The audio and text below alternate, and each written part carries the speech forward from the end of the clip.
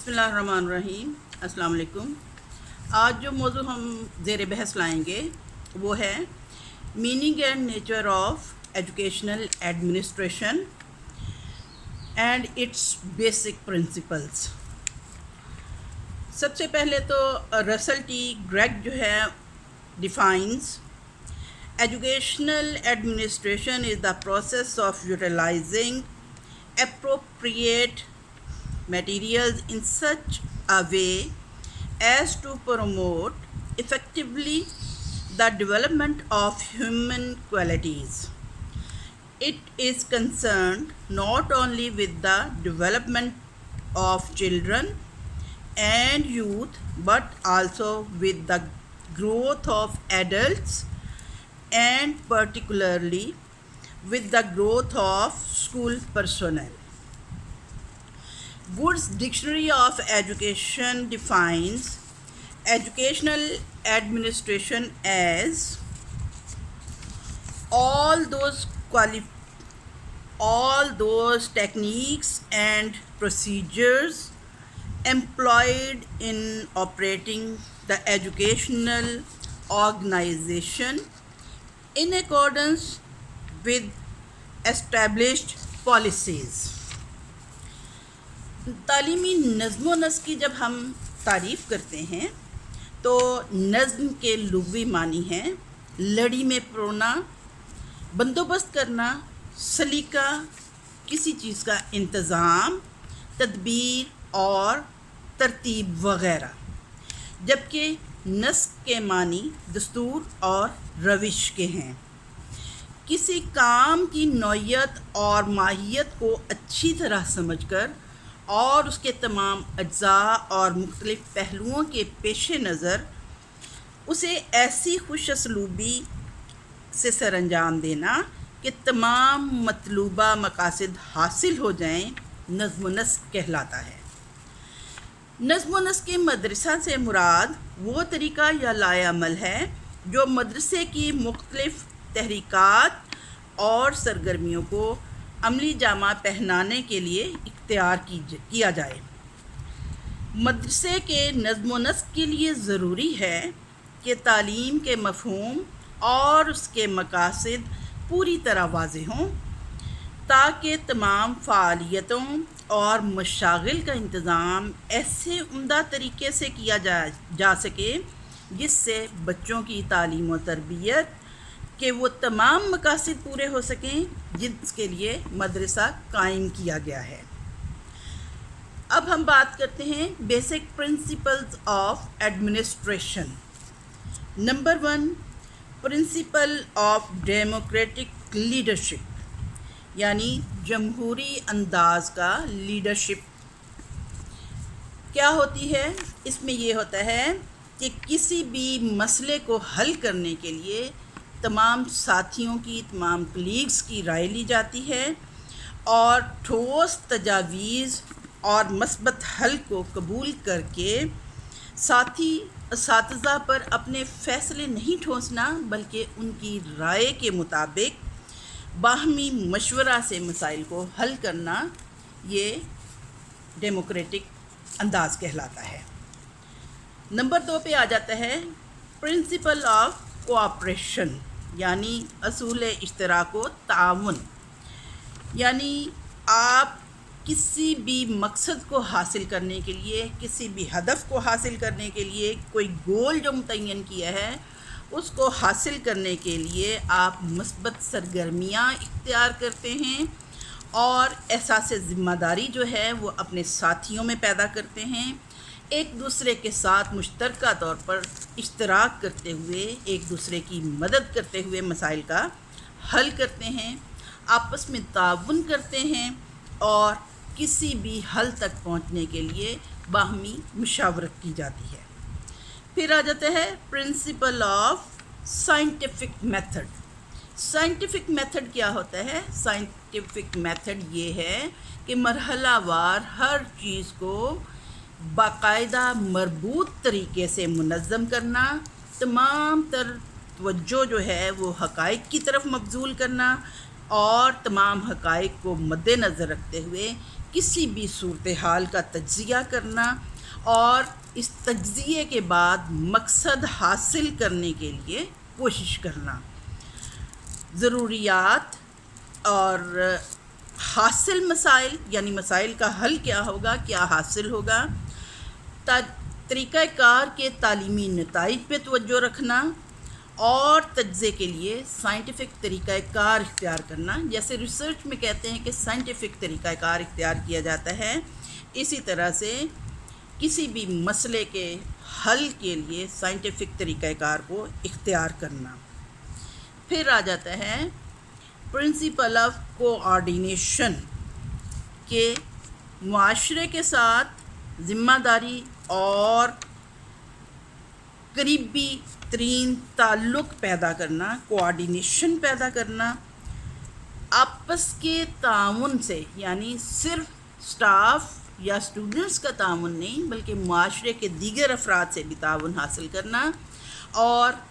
معاشرے میں موجود سرکردہ افراد کے ساتھ، اسکول کونسل کے ممبران کے ساتھ، بچوں کے والدین کے ساتھ کوآرڈینیشن کرنا،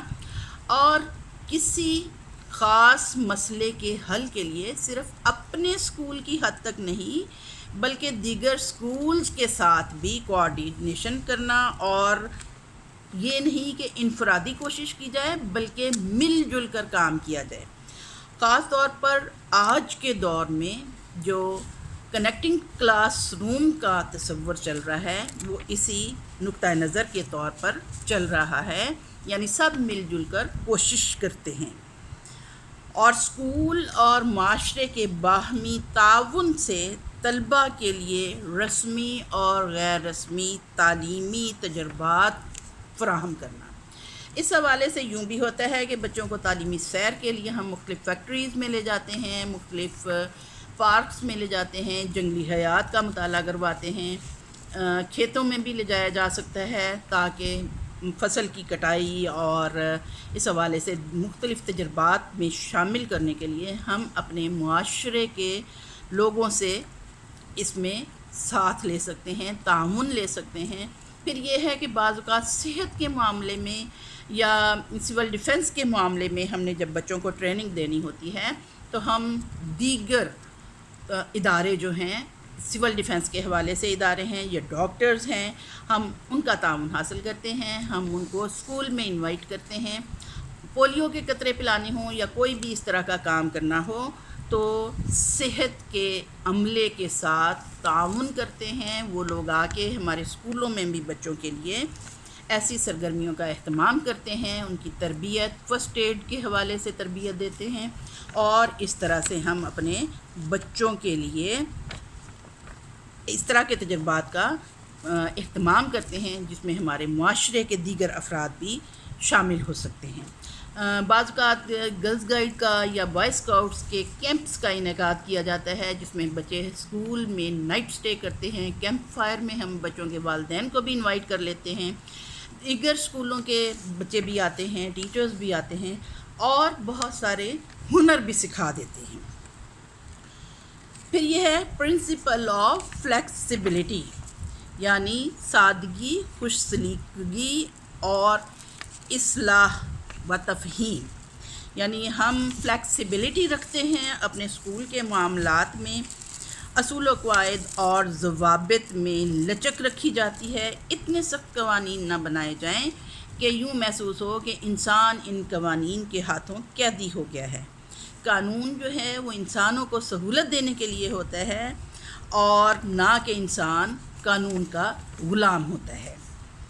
وقت کے تقاضوں کے مطابق ہم بہت سے اپنے سلیبس میں یا اپنے بچوں کے تجربات میں پریکٹیکلز میں تبدیلیاں آتے ہیں۔ اساتذہ اور طلباء کی ضروریات کے مطابق ہم قوانین میں لچک لاتے ہیں، جہاں پہ ہمیں ضرورت محسوس ہو ہم اپنے قوانین نرم کر دیتے ہیں۔ دیہاتی اور شہری ماحول کے مطابق بھی ہمیں اپنے قوانین میں لچک پیدا کرنے کی ضرورت ہوتی ہے، کیونکہ شہروں میں طلباء کے کچھ اور قسم کے سہولیات اور ضروریات ہوتی ہیں، اور دیہاتی اسٹوڈنٹس جو ہیں، دیہات میں رہنے والے جو بچے ہیں، ان کے لیے مختلف تجربات ہوتے ہیں اور ان کی زندگیوں میں مختلف قسم کی آپ یہ دیکھ سکتے ہیں کہ بارش کا سیزن ہو یا فصل کی کٹائی کا زمانہ ہو تو ہمارے بہت سارے اسٹوڈنٹس جو ہیں وہ اپنے والدین کا ہاتھ بٹانے کے لیے اسکول سے چھٹی کر لیتے ہیں. ہمارے ملازمین کو، ہمارے ٹیچرز کو بھی کچھ وقت اس طرح سے درکار ہوتا ہے کہ وہ جا سکیں. مثال کے طور پہ گندم کی کٹائی کے زمانے میں یا چاول جب کٹنگ کی جا رہی ہوتی ہے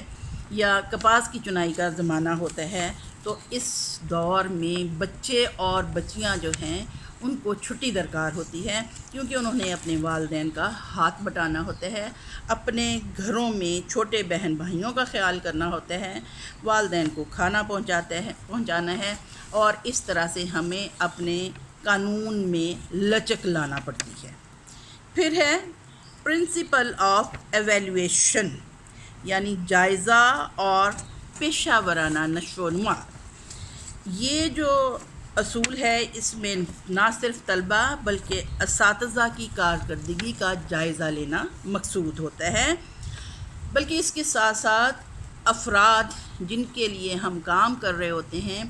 ان کے کردار میں بہتری کا جائزہ بھی لیا جاتا ہے کہ آیا جو تجربات ہم ان بچوں کو کروا رہے ہیں،